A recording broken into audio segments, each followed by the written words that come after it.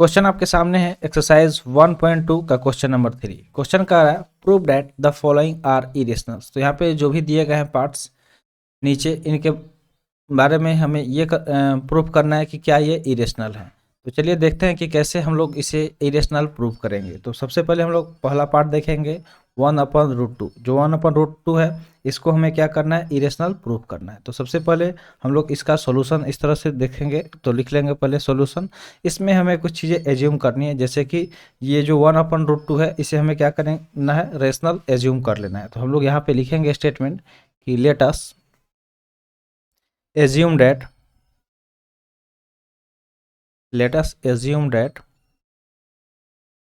1/√2, जो अपन 1/√2 है ये क्या है, रेशनल है। इसे रेशनल हम लोग क्या करेंगे, एज्यूम करेंगे। हमें प्रूफ क्या करना है, इरेशनल, लेकिन हम लोग इसे रेशनल एज्यूम करेंगे।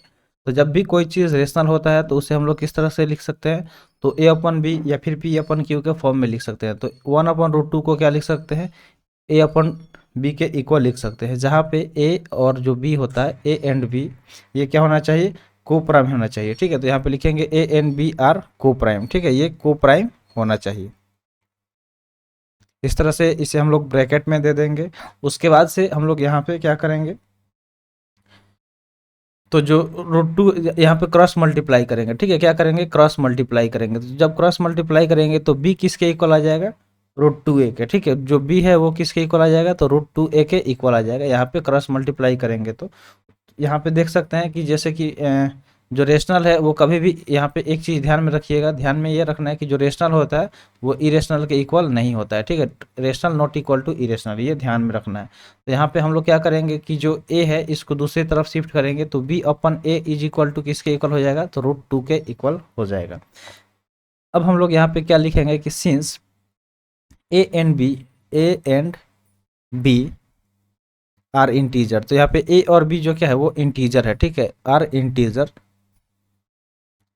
सो डैट, यहाँ पे हम लोग सो डैट का सिंबल लगा के लिखेंगे कि सो डैट b/a। ठीक है, b/a इज रेशनल। ठीक है, ये क्या हो जाएगा, रेशनल। b/a तो रेशनल हो जाएगा। ठीक है, b/a क्या हो जाएगा, रेशनल हो जाएगा, क्योंकि ये क्या है, इंटीजर है। बट लेकिन यहाँ पे एक कॉन्ट्राडिक्शन आ रहा है। हम लोग जानते हैं, ठीक है, वी नो डैट हम जानते हैं कि जो √2 होता है, ठीक है, √2 वो क्या होता है, इरेशनल होता है, इज इरेशनल। तो यहाँ पे लिख देंगे कि √2 इज इरेशनल। तो इस तरह से हम लोग इसे लिख लेंगे कि ये क्या हो गया, इरेशनल हो गया। इसके बाद से हम लोग यहाँ पे लिखेंगे कि दिस कंट्राडिक्शन, यहाँ पे एक कंट्राडिक्शन आ गया कि जो यहाँ पे आप देख रहे होंगे कि जो b/a है ये क्या है, एक रेशनल हो गया, लेकिन इक्वल में जो है √2 वो क्या है, इरेशनल है। तो रेशनल इरेशनल के इक्वल नहीं होगा, यहाँ पे हमने आपको बता दिया है ऑलरेडी, यहाँ पे देख पा रहे होंगे। तो इसलिए यहाँ पे एक कंट्राडिक्शन आ गया। तो हम लोग लिखेंगे कि contradiction this contradiction is arisen this contradiction is arisen because of our wrong assumption। ठीक है, तो हम लोग ने यहाँ पे रॉन्ग एज्यूम किया है। रॉन्ग एज्यूम क्या किया है, तो यहाँ पे आप देख सकते हैं कि जो √2 है इससे रेशनल एज्यूम किया है। ठीक है, तो यही हमारा एजम्पशन क्या है, रॉन्ग है। तो इसलिए हम लोग यहाँ पे लिख सकते हैं, तो ये एजम्पशन हमारा रॉन्ग क्यों है, क्योंकि ये रेशनल हम लोग एज्यूम किया है और ये है इरेशनल। तो इसलिए हम लोग डायरेक्ट यहाँ पे प्रूफ कर दिए कि 1/√2 है वो क्या है, इज इरेशनल। ठीक है, डायरेक्ट लिख देंगे कि ये क्या है, इरेशनल है। तो उम्मीद करते हैं आपको फर्स्ट पार्ट जो इस क्वेश्चन का था समझ में आ गया होगा कि 1/√2 है वो क्या है, इरेशनल है, हमने प्रूव कर दिया। तो चलिए चलते हैं इसके सेकेंड पार्ट में। जल्दी से इसे नोट डाउन कर लीजिए या फिर इसका स्क्रीनशॉट ले लीजिए। तो सेकेंड पार्ट यहाँ पे दिया गया है 7√5। ठीक है, यहाँ पे 7√5 दिया गया है। तो इसका हम लोग सोल्यूशन देखते हैं। ठीक है, दूसरे का सोल्यूशन देखेंगे। तो सेकेंड पार्ट में हम लोग इसको क्या करेंगे, 7√5 इसे भी रेशनल एज्यूम कर लेंगे। सेम वे में हम लोग इसको भी क्या करेंगे, लेट अस एज्यूम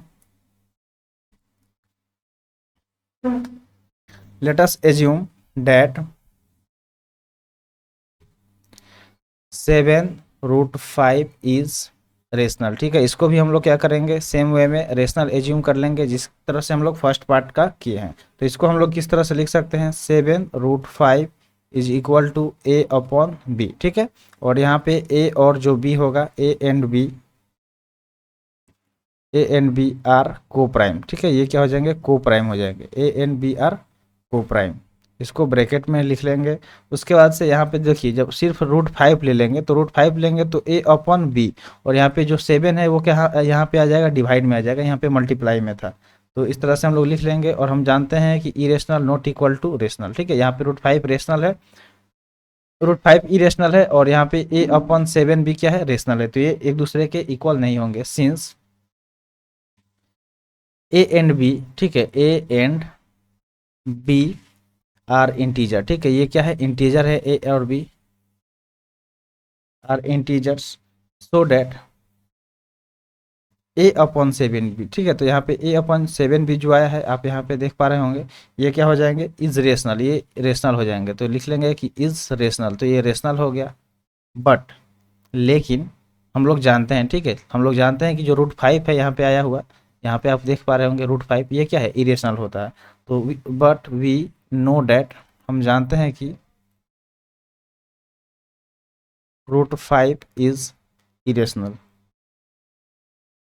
तो यहाँ पे क्या हुआ, एक कॉन्ट्राडिक्शन आ गया। कॉन्ट्राडिक्शन क्या आया कि a/7 भी तो रेशनल हो गया, और जो √5 है इरेशनल हो गया। तो ये कॉन्ट्राडिक्शन किस वजह से आया, तो हम लोग यहाँ पे लिखेंगे कि दिस कॉन्ट्राडिक्शन इज एराइजिंग, ठीक है, this contradiction.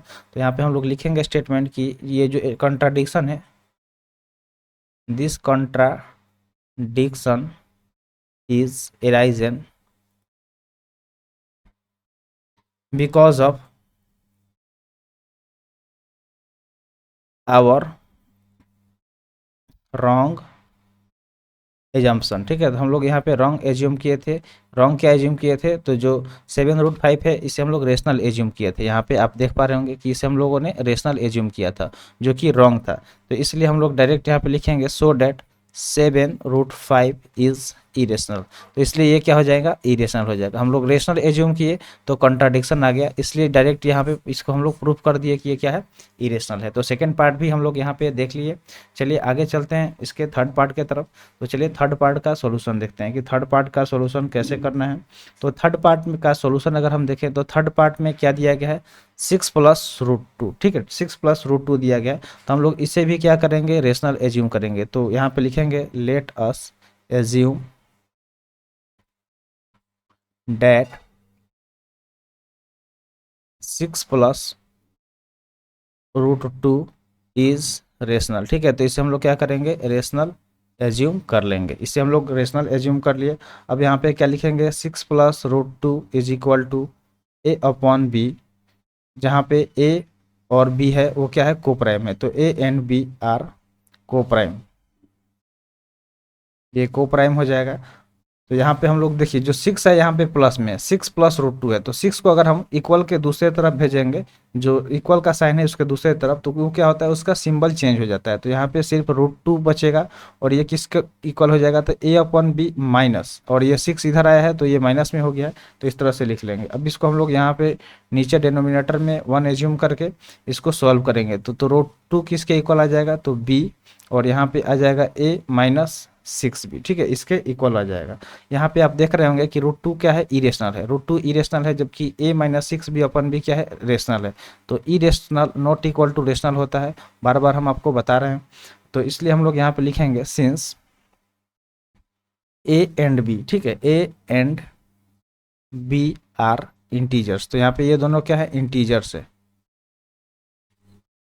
So that a-6 b, ठीक है, a-6 b, यहाँ पे 6 भी है अपॉन b इज रेशनल। ये क्या हो गया, रेशनल हो गया। बट लेकिन हम जानते हैं, ठीक है, ये रेशनल हो गया, बट वी नो डैट, हम जानते हैं कि √2 क्या होता है, √2 इज इरेशनल। तो ये क्या होता है, इरेशनल है। यहाँ पे √2 क्या होता है, इरेशनल होता है। तो इसलिए यहाँ पे कॉन्ट्राडिक्शन आ गया। अब कॉन्ट्राडिक्शन आ गया तो हम लोग क्या करेंगे, यहाँ पे वो वाला स्टेटमेंट लिख देंगे जो हम हर क्वेश्चन में लिख रहे हैं। तो लिख लेंगे कि this contradiction is arising because of